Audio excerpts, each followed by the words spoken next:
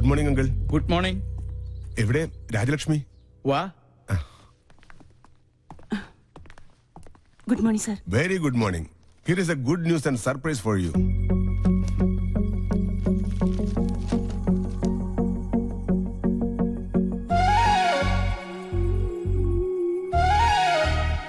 എന്താ മോളെ? Releasing order കോടതി വെറുതെ വിട്ടു. എനിക്ക് ഉറപ്പുണ്ടായിരുന്നു, എല്ലാത്തിന്റെയും മുകളിൽ ഒരു ന്യായാധിപനുണ്ടല്ലോ, ഈശ്വരൻ. അവന്റെ തീർപ്പ് നമുക്ക് അനുകൂലമാവുള്ളൂ. ട്രാൻസ്ഫർ ഓർഡർ കിട്ടിയിട്ടും ഈ ഒരു നിമിഷത്തിന് വേണ്ടിയായിരുന്നല്ലോ ഇത്രയും നാള് രാജലക്ഷ്മി കാത്തിരുന്നത്. വല്യമാമ, ഇപ്പൊ തന്നെ ഷിഫ്റ്റ് ചെയ്താലേ വീട്ടു സാധനങ്ങൾ 2 ദിവസം കൊണ്ട് പൂനെയിലെത്തു. അതിനുള്ള ഏർപ്പാട് ചെയ്യണം. ഞാൻ നാട്ടിലൊന്ന് വിളിച്ചറിയിക്കട്ടെ. ഈ ഒരു വിവരം അറിയാൻ അവരും കാത്തിരിക്കുക. അയ്യോ, ഞാൻ മറന്നു. സാറിന് എന്താ കുടിക്കാൻ? താങ്ക്സ്.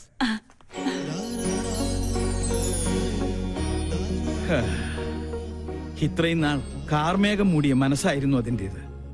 ഇപ്പോഴാ ഒന്ന് തെളിഞ്ഞു കണ്ടത്.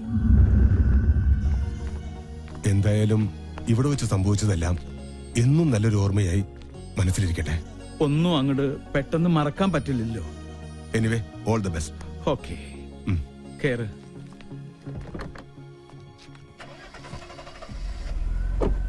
Okay. Oh,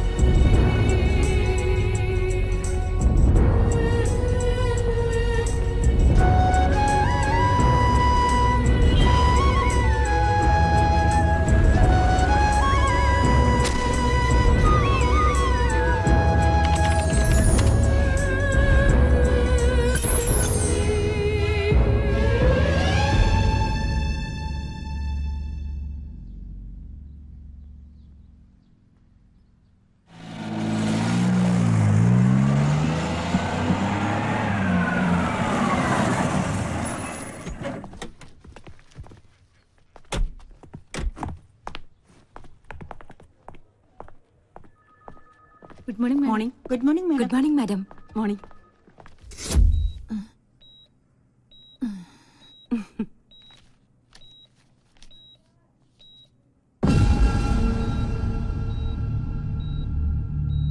what nonsense is this? എന്താ മാഡം? എന്റെ പേഷ്യന്റിന്റെ കേസ് ഷീറ്റിൽ ഞാൻ പ്രിസ്ക്രൈബ് ചെയ്യാത്ത മെഡിസിൻസ് ഒക്കെ എഴുതി ചേർത്തിരിക്കുന്നു. Who did this?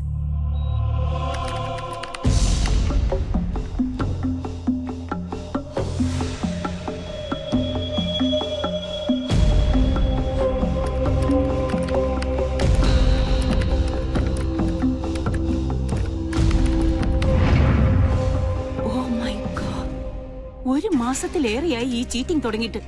ഇന്നലെ നൈറ്റ് ഡ്യൂട്ടിക്ക് ഉണ്ടായിരുന്ന എല്ലാ സ്റ്റാഫും എന്റെ മുന്നിൽ ഹാജരാവണം വിത്തിൻ 1 hour. പ്രിയോബിനെറ്റ്, ഫാക്ടറേറ്റ്, അൾട്ടിപേസ് എന്നീ കോസ്റ്റ്ലി മെഡിസിൻസ് ആണ് എന്റെ കൈപ്പടയിൽ എഴുതി ചേർത്ത് ഈ കൂട്ടത്തിൽ ആരോ മിസ്യൂസ് ചെയ്തിരിക്കുന്നത്. മാസങ്ങളായി ലക്ഷക്കണക്കിന് രൂപയുടെ അഴിമതിയാണ് എന്റെ പേരിൽ ഇവിടെ നടന്നുകൊണ്ടിരിക്കുന്നത്. It's A criminal offence. Mister Chandrappan, you are the pharmacist. നിങ്ങളുടെ അറിവോടാണ് സ്റ്റോറിൽ നിന്ന് ഈ മെഡിസിൻസ് ഒക്കെ ഡെലിവറി ചെയ്തിരിക്കുന്നത്. പ്രിസ്ക്രിപ്ഷനിൽ മാഡത്തിന്റെ ഹാൻഡ് റൈറ്റിംഗ് കണ്ട മെഡിസിനാണ് ഞാൻ സപ്ലൈ ചെയ്തത്. പക്ഷേ സ്റ്റോറിൽ നിന്ന് ഡെലിവറി ചെയ്തിട്ടുള്ള ആ മെഡിസിൻസ് ഡ്യൂട്ടി നഴ്സോ എന്റെ പേഷ്യൻസോ കണ്ടിട്ടുമില്ല, ഉപയോഗിച്ചിട്ടില്ല. പിന്നെ എവിടെ പോയി? എനിക്കറിയാം, വൻ മാഫിയയുടെ ദല്ലാളനായി ആരോ ഒരാൾ ഈ കൂട്ടത്തിലുണ്ട്. അതാരായിരുന്നാലും എന്റെ പ്രൊഫഷണൽ എത്തിക്സിനെയാണ് ചീറ്റ് ചെയ്തിരിക്കുന്നത്. Whoever has committed the crime, I will bring him in front of the law.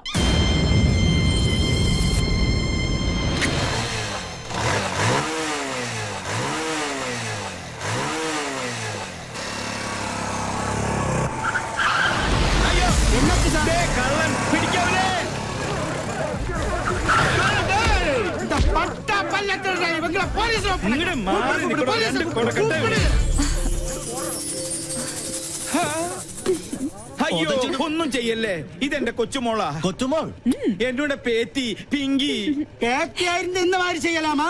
എന്ത് ചെയ്യാനാ, ഇങ്ങനെയായി പോയി. സഹകരിച്ചതിന് എല്ലാവർക്കും നന്ദി. ഓക്കെ ഓക്കെ നല്ല വച്ചിക്ക ഒക്കെ പേത്തിയ.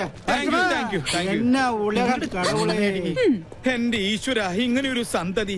ഹെൽമെറ്റും ജാക്കറ്റും ഇട്ട് നീ ആര്, ജെയിംസ് ബോണ്ടോ? നാട്ടുകാരെ ഇപ്പൊ തല്ലിക്കൊന്നാനെ. പിന്നെ ഞാൻ കുറച്ച് കാശ് വെച്ചപ്പോ മുത്തശ്ശന്റെ കയ്യിലില്ല. എന്നിട്ട് രാവിലെ തന്നെ പൂർത്തി വെച്ചത് മാന്തിയെടുക്കാൻ വന്നേക്കുന്നു. 200 രൂപയോ? ഇതാണ് ATM വന്ന് ഇത്ര മെനക്കെട്ടെടുത്തത്. കഷ്ടം. ചുമ്മാ അതല്ല, നാട്ടുകാര് പിശുക്കം പെള്ളാന്ന് വിളിക്കുന്നത്. സിവിലിയൻ കോളനിയിലെ പിള്ളേരെ കൂടെ കൂടി എല്ലാ തെമ്മാടിത്തരങ്ങളും പഠിച്ചു വെച്ചിരിക്കുക. ഇങ്ങനെ ഒരു വിത്ത് എന്റെ മോന്റെ രക്തത്തെ തന്നെ പിറന്നൂല്ലോ. 50 പൈസ എവിടെ? ഈശ്വര, എങ്ങനെ?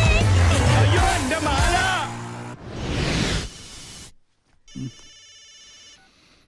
ഹലോ, ആ എവിടെടാ? ഞാൻ നിന്റെ വീടിന്റെ മുമ്പിലുണ്ട്, നീ പുറത്തേക്ക് വാ. ആ എന്തായി, സംഗതി സക്സസ് അല്ലേ? മുത്തശ്ശന്റെ കയ്യിൽ നിന്ന് 200 രൂപയെ കിട്ടിയുള്ളൂ. വീടിന് തീ പിടിക്കുമ്പോ ഫയർഫോഴ്സിന് മിസ് കോൾ അടിക്കുന്നതിനോ നിന്റെ മുത്തച്ഛൻ. ഇനി എന്ത് ചെയ്യും? സംഗതിയുടെ സീരിയസ്നെസ് അറിയാലോ. വേറെ നോപ്പിച്ചിട്ടുണ്ട്.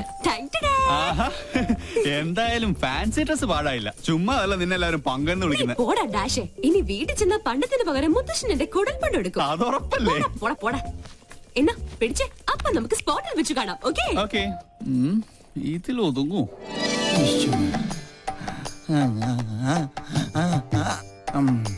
ഒരു തുമ്മൽ വന്നത് എങ്ങാട് പോയാവോ?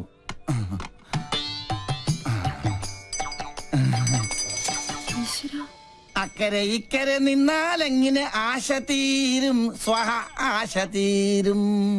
ഒന്നുകിലാങ്കിളി അക്കരേക്ക് സ്വഹ, അല്ലെങ്കിൽ പെൺകിളി ഇക്കരേക്ക്, അല്ലെങ്കിൽ ആങ്കിളി അക്കരേക്ക് സ്വഹ. എന്റെ പെങ്ങക്കും അളിയനും ഇങ്ങനെ അക്കരെ ഇക്കരെ നോക്കി ജീവിതം തൊലക്കേണ്ട ഗതികേടായി പോയല്ലോ ദൈവമേ. പാവം, ഒന്നും കഴിച്ചു കാണില്ല. അനുഭവിക്കട്ടെ. ശുദ്ധനായ നമ്മുടെ അച്ഛനെ ഇങ്ങനെ ഒറ്റ ദിവസം കൊണ്ടാ മൊട്ടനാക്കി മാറ്റിയത്.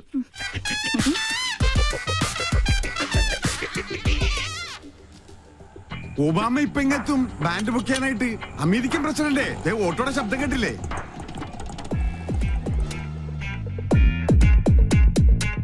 മോൾക്ക് സ്കൂളിൽ പോണ്ടേ? ഇങ്ങനെ മടിച്ചായാലോ? ഇക്കൊല്ലം കൂടി കഴിഞ്ഞാൽ അടുത്തത് 10ാം ക്ലാസ്സിലാ. മിടുക്കിയാണോ? അയ്യോ മോളെ, എന്താ ഇത്? സ്കൂളിൽ പോകുമ്പോ മൊബൈൽ ഫോൺ കൊണ്ടുപോകാൻ പാടില്ലെന്ന് അച്ഛൻ എത്ര പ്രാവശ്യം പറഞ്ഞിട്ടുണ്ട്. ചാർജ് ചെയ്തില്ലേ? കണ്ടില്ലേ, എന്റെ മകളെ പഞ്ചറടിക്കാൻ വേണ്ടി ആ തെണ്ടി പൂവാലം വീണ്ടും വന്നിരിക്കുകയാണ്. ഇന്ന് അവന്റെ തലമണ്ട ഞാൻ തല്ലിപ്പൊളിച്ച് ബലിച്ചോറാക്കും. അച്ഛൻ കൊച്ചിനെ കൊണ്ട് സ്കൂളിൽ പോയ ഇവനെ തല്ലി ഓടിക്കുന്നവരെ ഞാൻ ഏറ്റുന്നു. മോനെ എന്താ? അവനെ സൂക്ഷിക്കണം, അവന് ഭ്രാന്ത, നമ്മളെ പോലല്ല. അയ്യോ, അസംബ്ലി തുടങ്ങുന്നതിന് മുമ്പ് സ്കൂളിലെത്തണം. ഒബാമ വന്ന ഓട്ടോ കാശ് കൊടുക്കണേ, അവിടെ എന്തോ പ്രതിസന്ധിയാ. മോളെ വാ പോവാ, നീ മൊബൈൽ ചാർജ് ചെയ്യ്. വാ നടക്ക. തിരി കത്തിത്തീരുന്നവരെ കാത്തിരുന്നാല് വിശന്ത തണ്ടം കരിയും.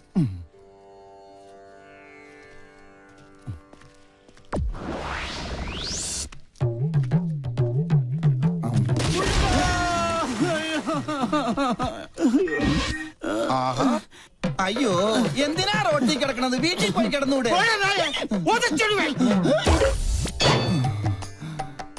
ഈശ്വരൻ രക്ഷിച്ചു. വന്നല്ല വാനര സംഘം. മാറി മാറി മാറി, ആരും അടുത്തേക്ക് വരരുത്. വിഘ്നേശ്വരനുള്ള നിവേദ്യമാണ്. ഉന്നം പിഴച്ചാൽ എന്റെ അന്നം മുട്ടും. ഒരു അപേക്ഷയുണ്ട്, ആർക്ക് കിട്ടിയാലും പാതി എനിക്ക് തരണം. ഇതെന്റെ ബ്രേക്ക്ഫാസ്റ്റാ. എന്റെ ബ്രേക്ക്ഫാസ്റ്റ് കൊണ്ട് പോകല്ലടാ. അയ്യോ, തേങ്ങക്ക് പോലും ഉന്നം ഇല്ലാതായി. ശുഭ ലക്ഷണം. എറിഞ്ഞത് തേങ്ങ, ഉടഞ്ഞത് കാല്.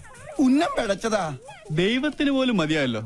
ചേച്ചി അവിടെ ആദ്യം പിടിച്ചിരിക്കുക. വല്ലതും കഴിച്ചാ? കാലത്ത് തന്നെ 2 അഗർബത്തി സ്റ്റാൻഡ് വിഴുങ്ങി. അഗർബത്തി സ്റ്റാൻഡാ? അഗർബത്തി പഴത്തിലാ കുത്തിവെച്ചിരുന്നത്. എന്ത് ചെയ്യാനാ?